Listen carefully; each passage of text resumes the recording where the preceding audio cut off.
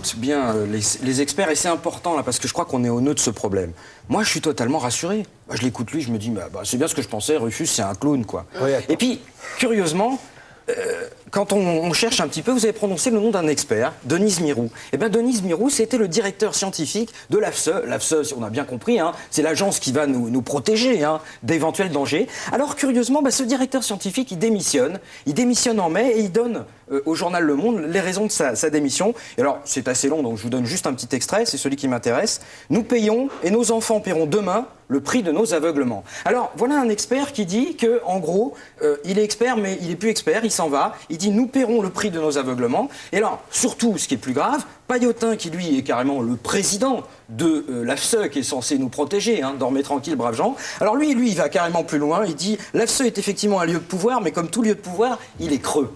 Alors, là, je me dis... Ces experts, en fait, c'était exactement les mêmes experts qui nous disaient « vous pouvez fumer », qui mettaient des cigarettes dans les clubs des... Parce qu'au départ, les enfants, ils avaient le droit de faire des cigarettes. C'était les mêmes experts qui nous disaient « l'amiante ». C'est les mêmes experts qui nous ont dit « comment ça, à Mururoa, il y a eu des soldats qui se sont fait irradier ?» Mais pas du tout. Et puis, alors, c'est des experts qui continuent à parler, mais globalement, ce sont des experts qui aussi, quelque part, sortent des brochures en disant « attention, c'est super sans danger, mais quand même... » Vous avez des petites brochures dont vous dites qu'elles sont trouvables partout. Moi, avant de faire l'enquête, je ne les avais jamais vues, ces brochures. Ce que j'avais vu, c'était des publicités dans ma boîte aux lettres qui me disent « mais vas-y, prends 2 heures de plus, et puis il y a un nouveau portable qui est sorti, puis il est bien pour tes mômes, etc. » Mais je n'ai jamais vu des brochures qui me disent comment téléphone mobile et santé.